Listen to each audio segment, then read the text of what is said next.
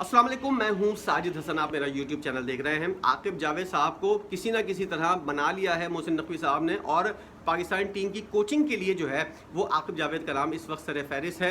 और जैसा कि सखलैन मुश्ताक का नाम सामने आ रहा था, उसके ऊपर काफ़ी बहस हुई और वो नाम सामने से हट गया। जेसन गिलिस्पी के बारे में बताया जा रहा है कि इनको टेम्परेरी वाइट बॉल टीम का कप्तान बनाया, वो कोच बनाया गया था। उसके बाद जब ये सीरीज़ें ख़त्म होंगी, यानी कि ज़िम्बाब्वे और ऑस्ट्रेलिया वाली सीरीज़ ख़त्म होगी, उसके बाद बाकायदा तौर पर जो है आकिब जावेद साहब को जो है वो टीम के साथ इन कर दिया जाएगा, क्योंकि चैंपियंस ट्रॉफी आने वाली है। और आकिब जावेद जैसा बंदा जो है, जो स्मार्ट फैसले कर सकता है, जो अपनी धाक बैठा सकता है, यही चीज़ कमी थी। आप हफीज़ को बना रहे थे जो इनके साथ खेला हुआ था, वहाब रियाज को बना रहे थे जो इनके साथ खेला हुआ था, मिसबाह उल हक को बना रहे थे जो इनके साथ खेला हुआ था।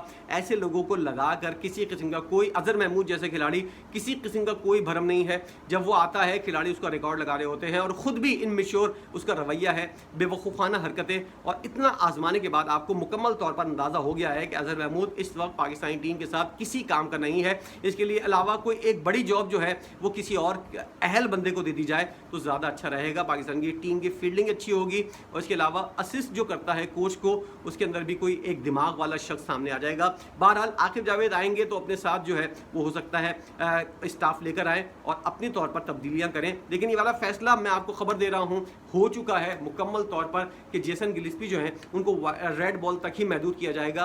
हो सकता है वो मुकम्मल तौर पर जो है वो एडजस्ट ना हो और गैरी क्रिस्टन की तरह वो भी इस्तीफ़ा देकर चले जाएं। ये दोनों चीज़ें पॉसिबल हो सकती हैं, क्योंकि लग नहीं रहा कि जेसन गिलिस्पी जिस तरह काम करता हुआ नज़र आ रहा है, उससे अंदाज़ा हो कि पाकिस्तानी टीम के लिए ये मुखलिस या फिर अच्छा साबित होता हुआ नज़र आए, क्योंकि अहलियत ही नहीं है आपके पास और ना ही तजर्बा है, जिसकी वजह से आप जो हो पूरी दुनिया के सामने इस वक्त जो है एक्सपोज होते हुए नजर आ रहे हैं। आकिब जावेद, अगर इस तरह का कोई सीन होता है तो सबसे पहली तैयार ऑप्शन जो है वो आकिब जावेद मौजूद है। और उनको जो है बनाने के बारे में पीसीबी काफ़ी अरसे से उनसे बातचीत कर रहा था, वो तैयार नहीं थे।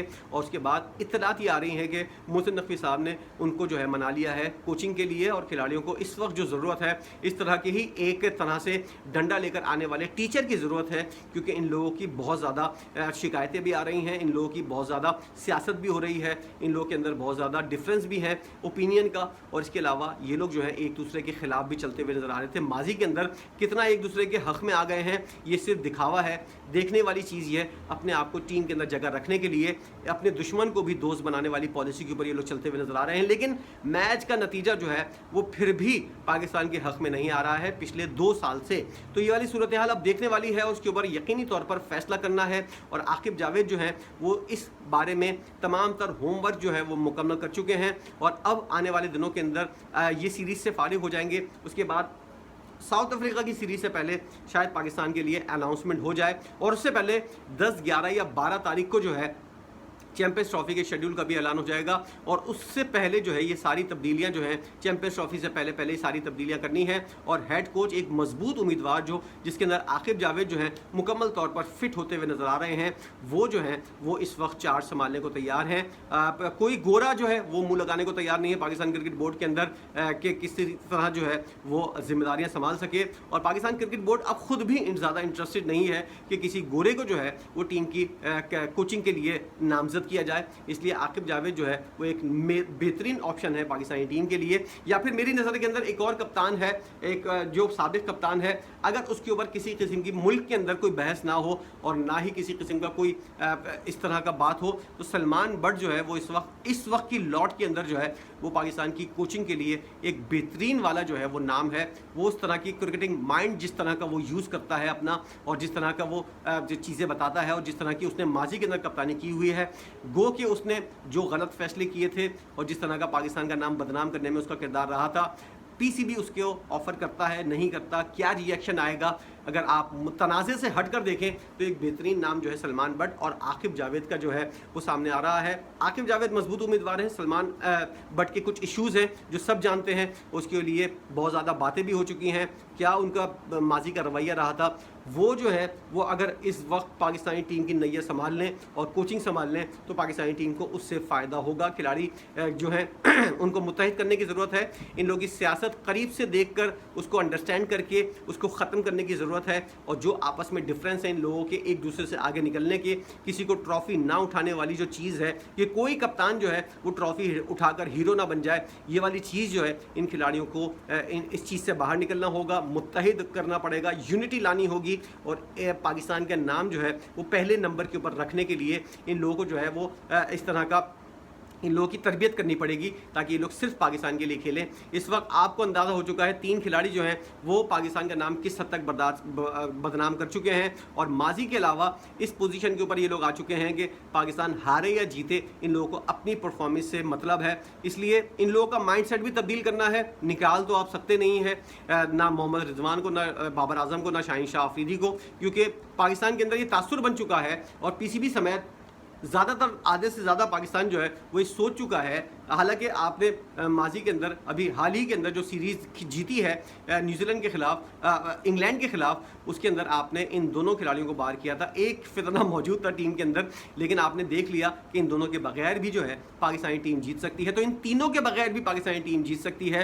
ये तासुर जो है पूरी दुनिया के अंदर, पूरे पाकिस्तान के अंदर और पीसीबी के अंदर जो मौजूद है कि इन तीनों के बगैर पाकिस्तानी टीम हार जाएगी, ये एक बहुत बड़ा गलत फहमी है। आपके पास हसीबुल्ला मौजूद है, आपके पास as a opener Fakhar Zaman मौजूद है, इन दोनों से आप ओपनिंग करवाएं।